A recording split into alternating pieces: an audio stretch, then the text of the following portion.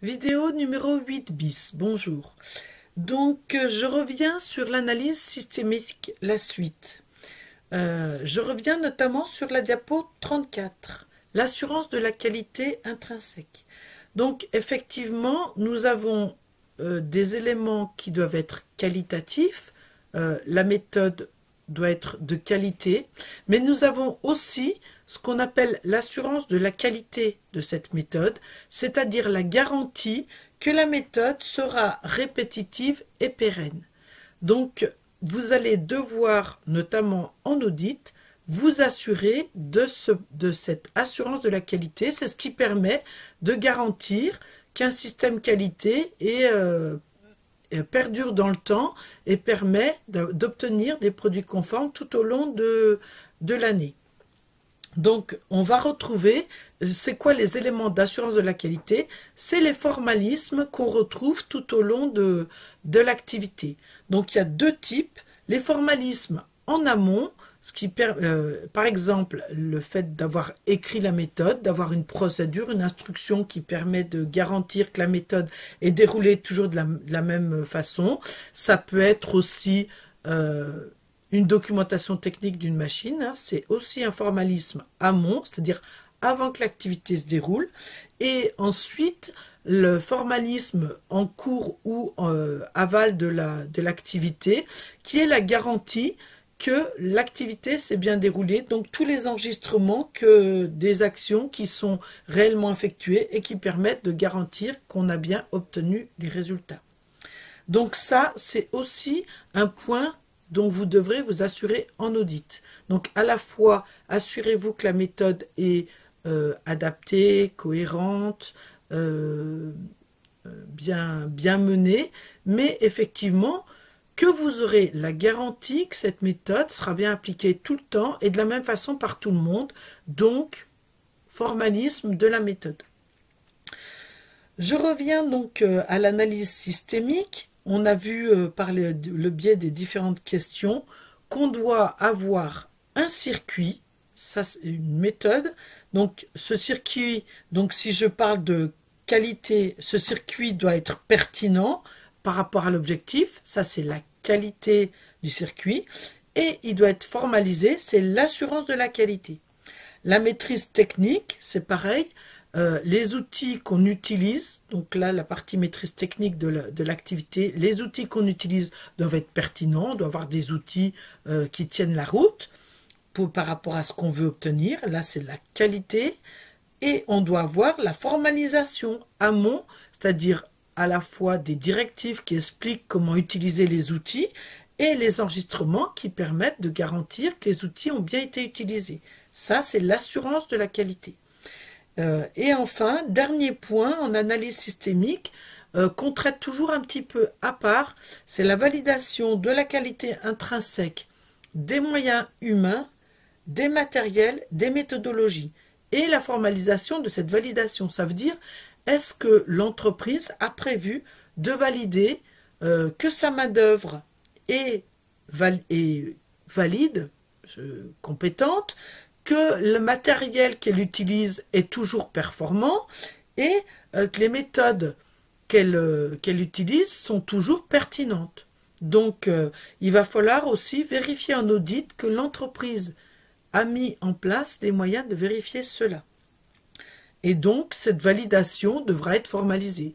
Si je prends l'exemple assez concret qui va vous permettre de bien comprendre ce que je suis en train de vous dire qui est un petit peu compliqué, j'ai des opérateurs qui travaillent à la fabrication. L'entreprise doit s'assurer que ces opérateurs sont compétents pour travailler au poste où ils sont. Je suis face à un opérateur en audit. Cet opérateur est-il validé pour ce poste-là? En général, on va me répondre oui. Comment j'ai la garantie que cet opérateur est bien validé à ce poste-là?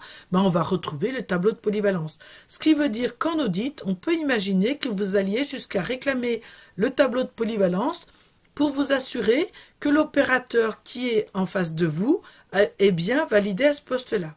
Par exemple, si on reprend notre procédure de traitement des non-conformes sur lequel vous avez travaillé, est-ce que tous les opérateurs sont habilités à identifier, isoler les non-conformités. A priori, oui, c'est ce que prévoyait la procédure, mais qui est habilité à décider du traitement. On a vu dans la procédure qu'il n'y avait que le responsable qualité ou la direction qui pouvait s'assurer, qui pouvait décider du traitement de la non-conformité.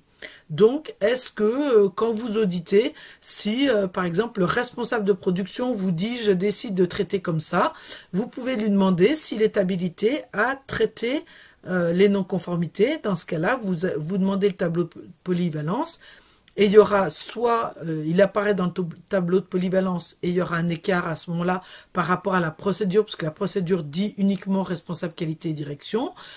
Soit alors il n'apparaît pas dans le tableau de polyvalence et dans ce cas-là, c'est lui-même qui s'est autorisé à faire des traitements pour lesquels il n'avait pas l'habilitation. Donc vous voyez que ça vous amène encore plus loin en termes d'audit.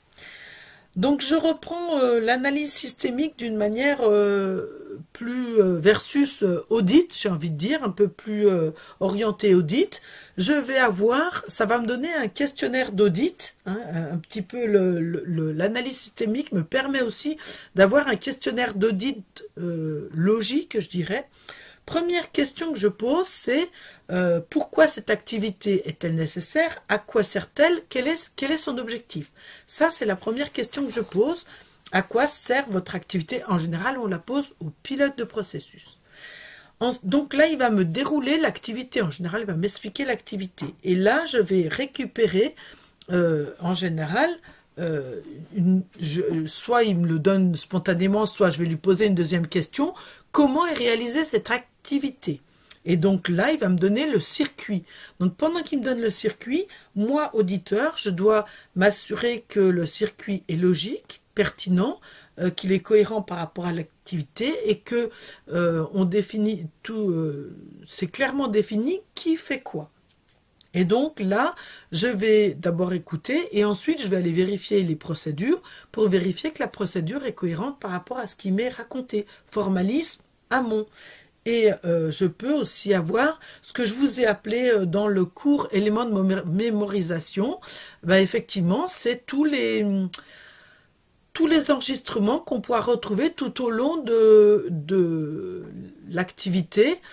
Et là, ben, si par exemple, si on dit qui fait quoi, ben, ça peut être effectivement l'habilitation des personnes à faire telle ou telle activité. C'est un des formalismes. Et ensuite, une fois que j'ai obtenu ce circuit, je vais lui demander de m'expliquer un peu plus dans le détail chacune des étapes. Et là, je vais retomber sur les outils et non plus la méthode, à retomber sur la maîtrise technique, ce que j'ai appelé la maîtrise technique tout à l'heure. Et donc, je retrouve les moyens utilisés, alors les moyens au sens large du terme, hein, ça peut être des moyens matériels, ça peut être des moyens humains, ça peut être des moyens méthodologiques, des outils documentaires par exemple, hein, qui guident l'activité. Je pense à l'OF qui permet d'enregistrer tout au long qui permet à la fois de connaître l'enchaînement des opérations sur un produit et à la fois connaître servir d'enregistrement pour savoir qui a fait telle ou telle activité. Et donc là, je retrouve du formalisme aval et du formalisme amont, puisque l'OF me permet en formalisme amont de me donner la gamme de production et en formalisme aval de savoir qui a fait quoi.